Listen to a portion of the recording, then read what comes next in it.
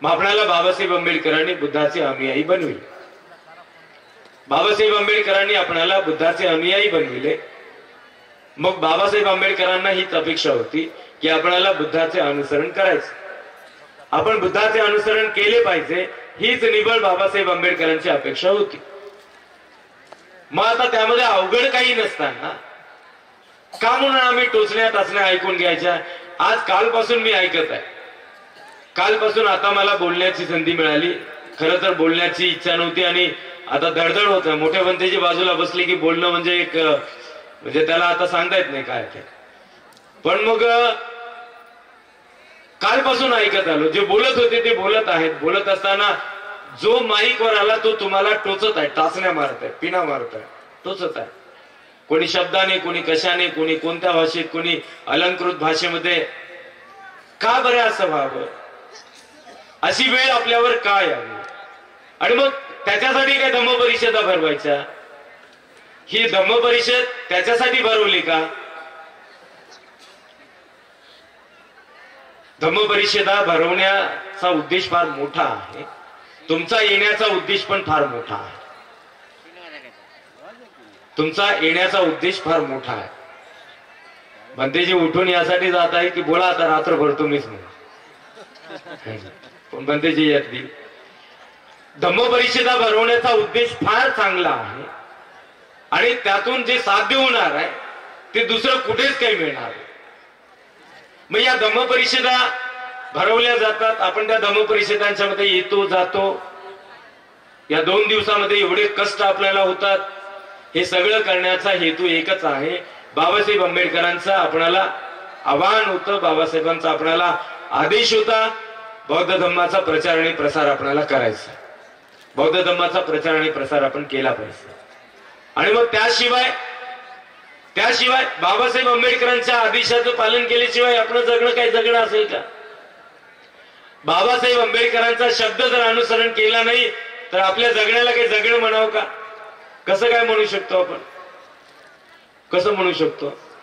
ज्यांनी स्वतःची एवढी प्रचंड झीज करून घेतली, 4 लेकरांचा मृत्यू झाला, त्यांच्या स्वतःच्या प्राणापेक्षा प्राणप्रिय असलेली त्यांची पत्नी, तिचा मृत्यू डोळ्यासमोर त्यांनी पाहिला.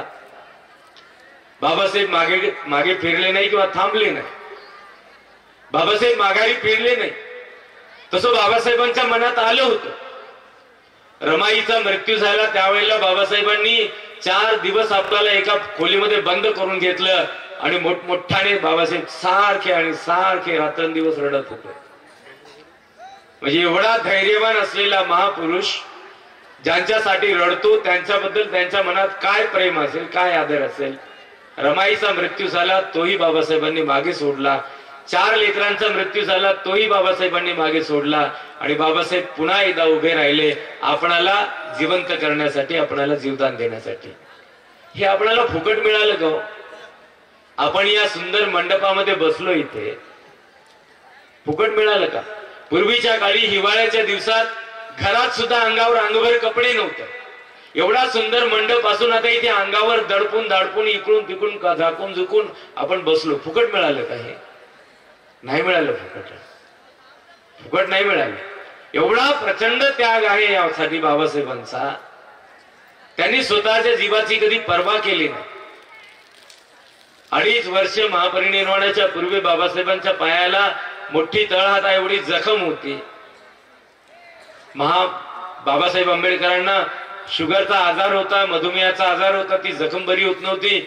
बाबासाहेबांचा अंतिम श्वास सुटला तेव्हा बाबासाहेबांच्या हातात पेन होती, त्यांच्या समोर वही होती लिहिलेली. हे सोपं नाही, एवढं फुकट मिळालं नाही आपल्याला. पण मग आपल्याला त्याची कदर नाही. ही धम्म परिषद जर तिकीट लावून ठेवली असती ना तर सभ्य माणसं इथं आले असते. बोंबलणारे, आरडाओरडा करणारे, ढोळा जळणाऱ्यासारखे लोक इथं आले नसते. म्हणजे हे मुफ्त आहे ना, हे विनामूल्य आहे म्हणून याचं मूल्य कळत नाही. ताजं उदाहरण आताच मगाशी म्हटल्याप्रमाणे इथे जर तिकीट लावून धम्म परिषद ठेवली असती ना, बाबासाहेब म्हणायचे नेहमी 12 चिंध्या एक ना धड, अशी गती आपल्या समाजाची होऊ देऊ नका. जर तिकीट लावून धम्म परिषद ठेवली असती तर एवढे लोक आले नसते आणि 12 चिंध्या झाल्या नसत्या. पण तसंही करता येत नाही. तसंही करू शकत नाही, है की नाही? म्हणजे हे जे आपल्याला मिळालंय, बाबासाहेब आंबेडकरांचा प्रचंड त्याग आहे त्यामध्ये. झिजवून घेतलं हो त्यांनी, स्वतःला झिजवून घेतलं बाबासाहेबांनी स्वतःला. आणि जगात असा कोण होता की बाबासाहेबांच्या समोर उभा राहू शकत होता? गांधी म्हणाला होता, गांधी लोकांना सांगत होता की मी यांचा नेता आहे, खरा तर मी यांचा उद्धार करू शकतो. आणि गांधी एकदा बाबासाहेबांच्या बद्दल टीकेच्या भाषेमध्ये बोलला होता. गांधी म्हणाला होता की आंबेडकरांच्या अंगावर रात्रंदिवस कोट सूट असतो, त्यांच्या पायामध्ये जोडे असतात, आणि ते काय यांचा उद्धार करतील? समाजातले लोक बघा त्यांचे कसे आहेत, माझ्याकडे पहा, त्यांच्याकडे पाहून मला माझ्या अंगावर कपडे घालण्याची लाज वाटते, असं गांधी म्हणाला होता. बाबासाहेबांनी जे मारली थोबाडी त्याच्या शब्दाच्या भाषेमध्ये, बाबासाहेब म्हणाले, गांधी मला माझ्या समाजाला तुझ्यासारखं उघडं नागडं पाहायचं नाही, मला माझ्या समाजाला माझ्यासारखं कोटा सुटत पाहायचंय. म्हणून मी असा वागतो, मी जसा वागतो माझ्याकडे पाहतील आणि माझ्या समाजाचे लोक असे. म्हणजे किती एक आई लेकरावर काय प्रेम करेल, एक आई लेकरासाठी काय जीव देईल, एक आई लेकराला काय मिळवून देईल, बाबासाहेबांनी त्यापेक्षा कितीतरी असंख्य पटीने आपल्याला जीव दिला. बाबासाहेबांनी जीव ओतला सगळा, हे फुकट नाही मिळालं आपल्याला. एक कानाला बांधण्यासाठी, अंगात घालण्यासाठी, जमिनीवर बसण्यासाठी, घरदार, गाड्या घोड्या, अलंकार, दागिने. त्यावेळेला अहो बाबासाहेबांनी धर्मांतराची घोषणा केली होती 1935 ला. 1936 ला बाबासाहेबांनी त्याच्यावर विवेचन करण्याचं भाषण देताना म्हटलं होतं की आम्हाला धर्मांतर का अपेक्षित आहे, धर्मांतर आम्ही का करत आहोत? तर आमचे मायबाप, आमचे बंधू बांधव, आम्ही समाज बांधव सकाळच्या वेळेला हातात तांब्या घेऊन शौचासाठी बाहेर जातो, तर आमचा तांब्या फोडतात, माता भगिनींचा तांब्या फोडतात, हातपाय मोडतात, डोके फोडतात की तुम्हाला कशाला तांब्या पाहिजे, तुम्हाला पाणी कशाला पाहिजे, तुम्ही खरकटेच राहा. ही अवस्था होती.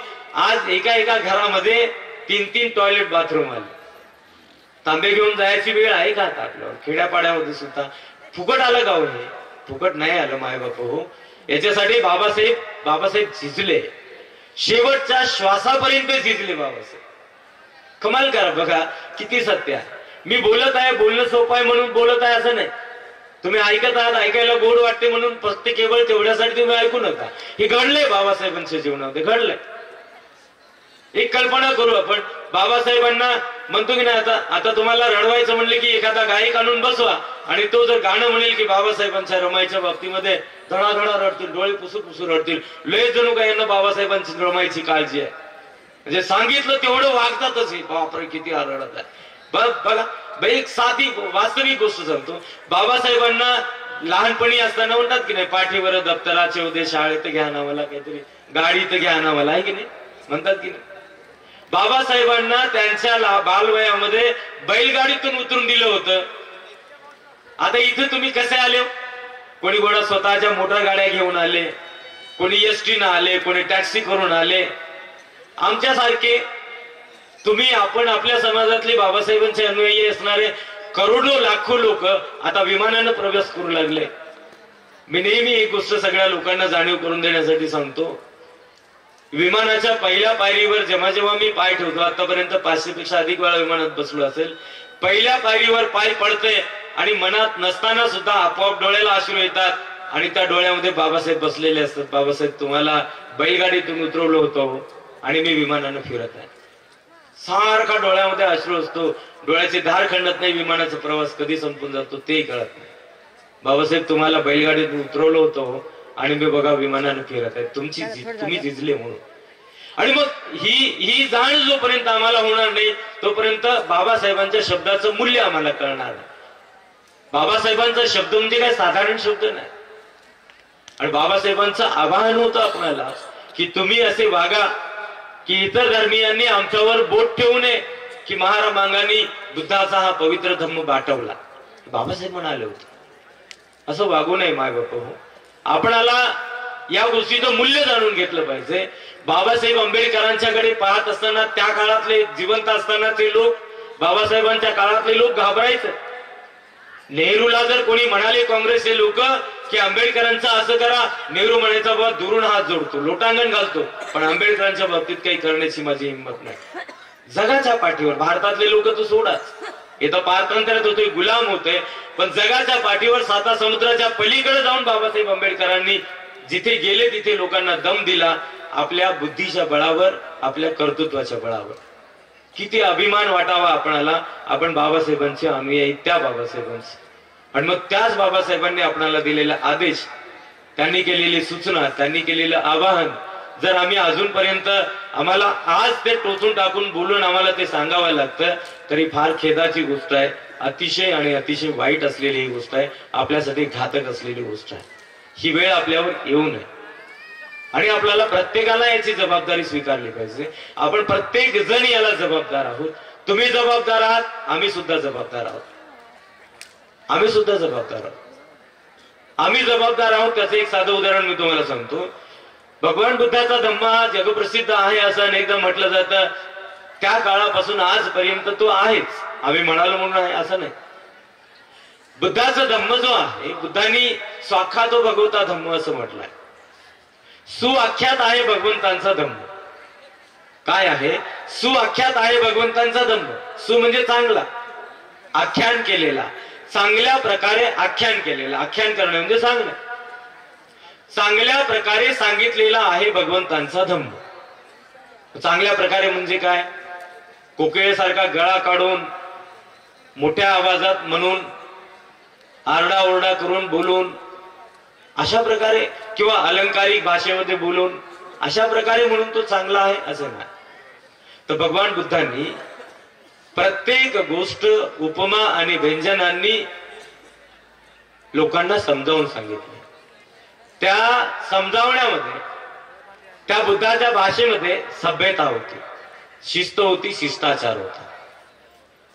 पण आता वर्तमान काळामध्ये असं होत आहे आमचं की जेवढं हाय लेवलचं बुद्धाचं तत्वज्ञान आहे, जेवढं उच्च पातळीचं बुद्धाचं तत्वज्ञान आहे, तेवढं लो लेवलचं आमचं प्रेझेंटेशन आहे, तेवढं खालच्या पातळीचं आमचं सादरीकरण आहे. आणि म्हणून ते तो कोणाच्या डोक्यावर बसत नाहीये. 60 वर्ष झाले बोलण्यासाठी बोलत आहोत. 60 वर्ष झाले तुम्ही असंच केलेलं, तसंच केलं का? आमचं सादरीकरणच चुकत आहे. ज्याप्रमाणे तत्वज्ञान आहे, ज्याप्रमाणे तत्वज्ञानाचा अर्थ आहे, ज्याप्रमाणे मार्ग आहे, ज्याप्रमाणे मार्गाचं मूल्य आहे, त्याप्रमाणे आमचं सादरीकरण नाहीये. आणि म्हणून आमचं चुकतंय आणि ते तुम्हाला अजूनपर्यंत पचनी पडत नाही. पण आपण याच्यामध्ये सुधारणा करू. तुम्ही सुधारणा करा, आम्ही सुधारणा करू. बुद्ध आपणाला कळले पाहिजे. म्हणजे